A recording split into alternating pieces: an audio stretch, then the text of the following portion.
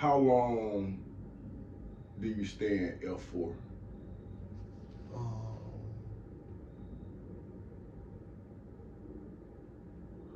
I'm gonna say about 6 months. 6 months. Yeah, Now, are you able to get visits at this time? definitely, definitely. Is Mama making that journey out there? What? Yeah, She out she there. pulling up. She pulling up. That's a ride. How far Yeah, is about 5 hours. Reidsville from? Oh wow, that's like going to another state. Uh, So I'm curious as to have you the because at this time at Reidsville you probably been locked up by 2 or 3, 4. yeah, Have you talked to Dad at all? nah. At all? Uh-uh. Not a letter, not a. Uh-uh. He ain't say nothing, bro. Nah. Man, I got a letter from my dad about 93, 94. Yeah. I have been locked up about 6 years. And what was he talking about? Man, really, my dad, he was doing a little apology, Mm-hmm. for not being there, making promises. But, I'm reading the letter. I'm surprised my dad wrote me. Yeah. But it's like chicken scrap. It's like I said, damn, my dad, goddamn damn that. Yeah, literally. Yeah. You know what I'm saying? Yeah. Because, but I was thankful though. You know what I'm saying? You know what? One thing about I ain't gonna say everybody, Mm-hmm. but you learn in prison. You learn to appreciate shit. Yeah. The bare minimum. Mm-hmm. You learn to appreciate shit. Mm-hmm. Yeah.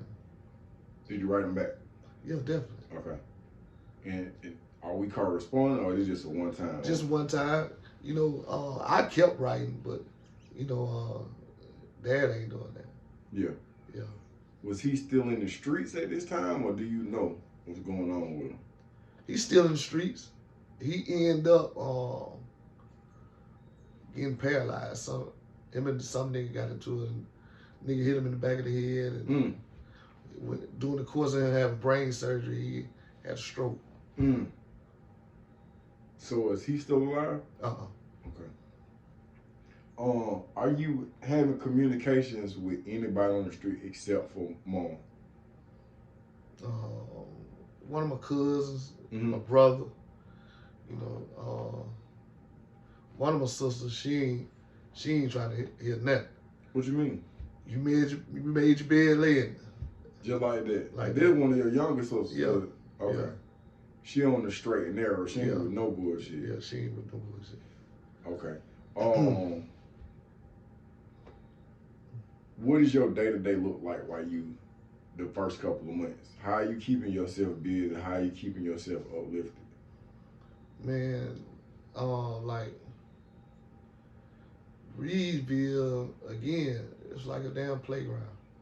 Because like Reidsville, you go to the gym every day. Mm-hmm.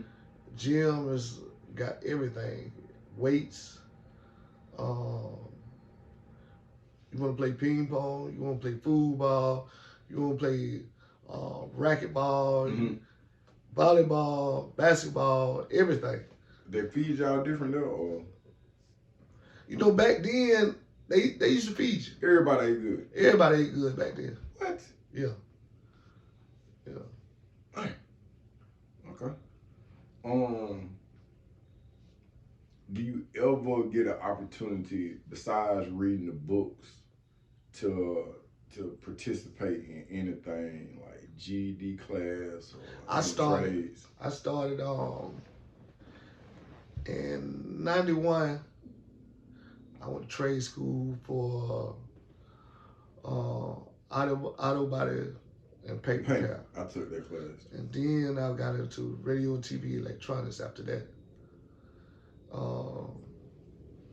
When I was on High Max in Alto, I started, because it's really mandatory in Alto. Yeah, going to school. You know what I'm saying? So, I started taking GED courses now. Yeah. So, but I ended up getting my GED, a couple of trades. Mm-hmm. You know, prisons. You know, for a lot of people choose to lay around. Yeah. But when you get them little details and you go to school or the trades, because like back then, say we paint a car, and the guy he ain't got to pay nothing but for material. Yep. So whoever car we paint, his pay is to feed our detail. Okay. So we get to choose what we want. Mm-hmm. So but being in them dorms every day, you ain't having that. You ain't got no motion with that. You ain't got no motion. You know what I'm saying? When you taking these trades, because you are enlightening yourself, are you, in your mind, are you ever gonna be free? Do you see? I'm not thinking about it. At all, you just done blocked it out. Yeah, I'm not thinking about it. Damn. Like it was a guy in Reidsville named Black Hank. I'm not certain if he's still locked up. Last time I checked, he was. Mm-hmm. But Black Hank was a guy who taught me a lot. Okay. And at the time, he had been locked up maybe 20-something years. Mm. But I was born in 69. He got locked up in 69. When I got out, he was still locked up. Mm. Yeah. Where he locked up? He had like 7 counts of armed robberies and murder. Yeah. But he one of them guys that Hank was just too slick. Like, he trying to fake the FBI. Like, he trying to get some time cut. Like, he know where a body at. Yeah. He's sitting to a real body. What? Did that help him? Mm. Hank had Hank had tricked the warden out $100 bill. He wanted them. Told the warden he was a dirty police officer that he wanted to set him up. Yeah. Told the warden to mark the $100 bill. He went to the skin table. You know what I'm saying? But when I look at Hank, he real frail. He real little. Yeah. So I used to look at him. I said, this nigga can make it. I can make it. Yeah. You know what I'm saying? Mm-hmm. And so, when you just like when I'm talking about making it, it's easy to do day to day. But when you got looking at these years, you looking at these 20s and 30s, and you saying, damn, man, I don't know if I'm gonna goddamn. Cause you be seeing niggas flipping. Yeah. When they getting set off. Like one of my partners named Cantino, they set him out 8 years, and Cantino just staring at the ceiling. Just gone, mind gone. Didn't never come back. You know what I'm saying? So sometimes your own mind can break you.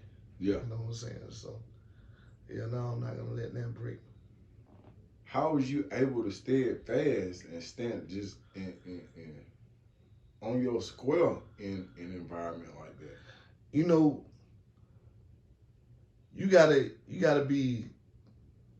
First of all, you gotta find something to motivate you, drive you, which was my mother. Mm-hmm. And you gotta apply yourself, mentally.